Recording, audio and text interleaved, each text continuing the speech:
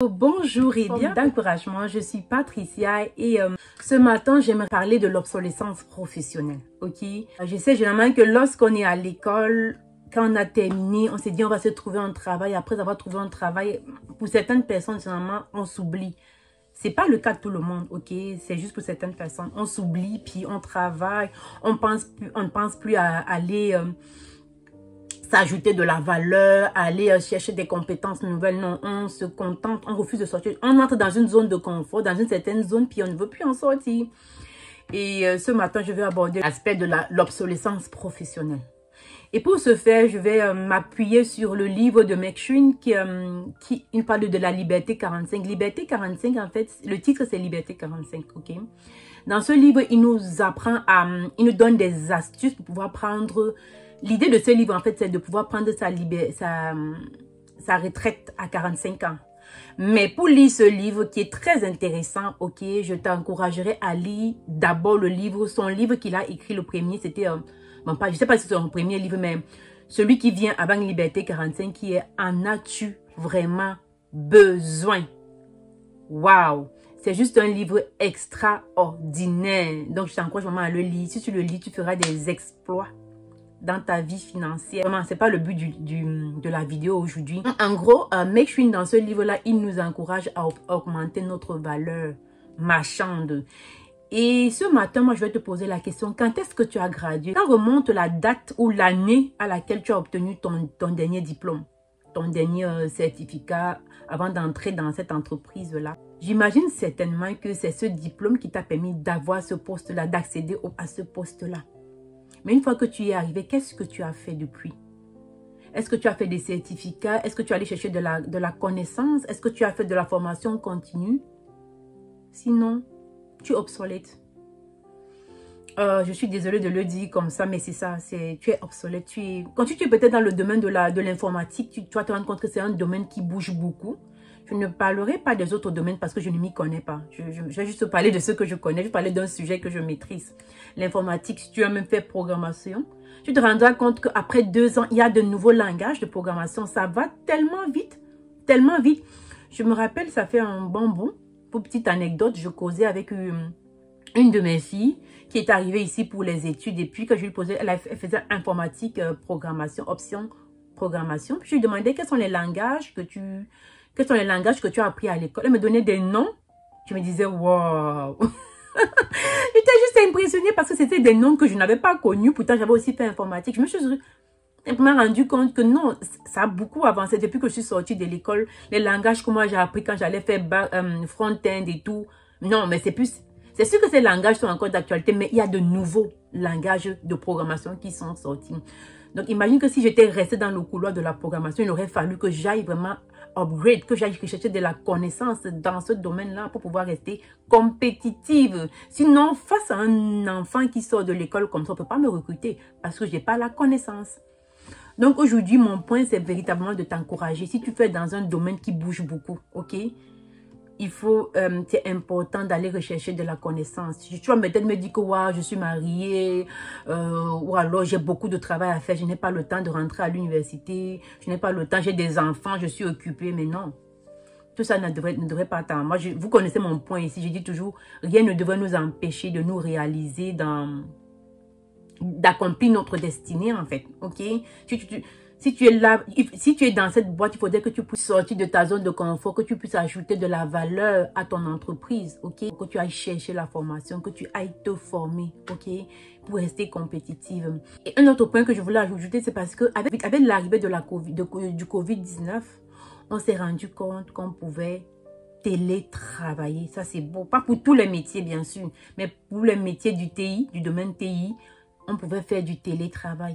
Imagine, en faisant du télétravail, ça veut dire que tu as peut-être 30 minutes de ton temps de trajet. Tu avais peut-être, disons, 15 minutes aller, 15 minutes retour pour ton temps, pour te rendre à ton travail. Tu peux utiliser ces 30 minutes-là chaque jour pour apprendre quelque chose.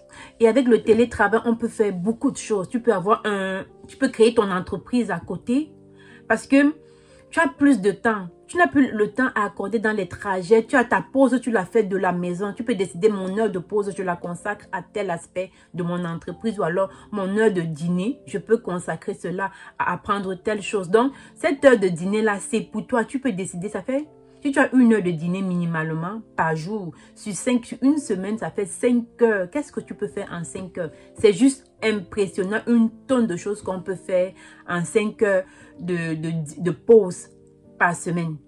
Et je sais qu'il y a des entreprises également dans lesquelles tu as une heure de pause, tu l'heure du dîner, ensuite tu as 2 fois 15 minutes, autour de 10 heures, 15 minutes, puis autour de 15 heures, 15 minutes. Ça fait 1h30 de break que tu as par jour. Donc, tu vois que tu peux optimiser cela vraiment beaucoup. Et aussi, toujours avec le télétravail, tu peux être pigiste ou te lancer en freelance. Tu peux avoir tu peux créer plusieurs sources de revenus. Donc, vraiment, augmente ta valeur marchande pour toi créer d'autres sources de revenus, te lancer à ton compte. Tu peux faire beaucoup de choses. Si c'est un sujet qui vous intéresse, je pourrais davantage le débattre dans une prochaine vidéo. Mais mon point ce matin, c'est simplement de t'inviter à sortir de l'obsolescence. Et pourquoi pas, si le métier que tu fais actuellement ne te plaît pas, ce serait l'occasion d'aller te former dans un domaine qui te plaît véritablement. Je m'explique. Si tu te rends compte que non, je fais informatique et puis c'est pas quelque chose qui me passionne. Moi, je suis passionnée par l'événementiel, par exemple, par le digital, ok?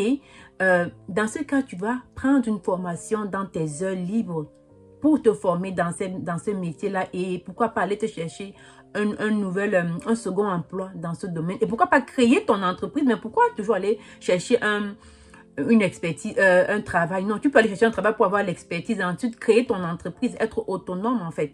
Tu vois, donc c'est vraiment ce point-là, je t'encourage simplement à sortir de l'obsolescence professionnelle. Et c'est certain qu'en sortant de l'obsolescence professionnelle, ok, tu vas t'ajouter de la valeur, mais non seulement, bien plus, tu vas ajouter de la valeur à ton entreprise. Ok, ton entreprise aura une plus-value, contente de te voir. Et je sais qu'il y a des entreprises dans lesquelles, les entreprises qui encouragent la formation continue. C'est-à-dire que pendant que tu travailles pour ces entreprises, elles financent ton école. Waouh! Elles financent tes études. C'est dommage de pouvoir passer à côté de cela. Moi, dans mon pays, ici au Canada, plusieurs entreprises encouragent cela. Je ne sais pas comment ça se passe ailleurs, mais au Canada, ça se fait. Et moi, personnellement, je l'utilise. Franchement, on ne peut pas me mettre l'argent comme ça gratuitement. Et puis moi, je ne le fais pas. Je ne l'utilise pas. Non, moi, je l'utilise vraiment. Je ne manque pas moyen d'utiliser cette opportunité-là. Franchement, pour moi, parce que c'est une opportunité. C'est-à-dire, tu travailles, tu as ta paye. Mais en plus de ça, on t'encourage à aller te former. C'est financé.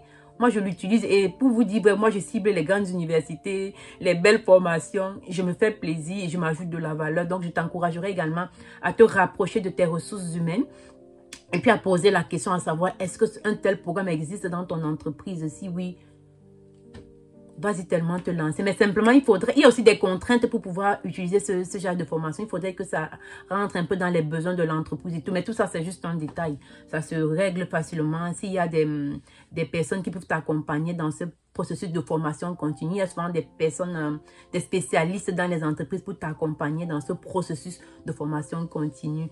Donc, aujourd'hui, là, on doit mettre fin à l'obsolescence professionnelle et avoir de la valeur, nous ajouter de la valeur, augmenter notre valeur marchande. Parce qu'au sortir de cette formation, on a de la valeur, on peut aller revendre cela, on peut aller rajouter un chiffre dessus. Donc, n'hésite vraiment. Si tu ne t'es pas encore abonné, prends la peine de t'abonner, de liker la vidéo et de partager. Merci d'avoir regardé la vidéo jusqu'ici. Excellente journée. Bye bye.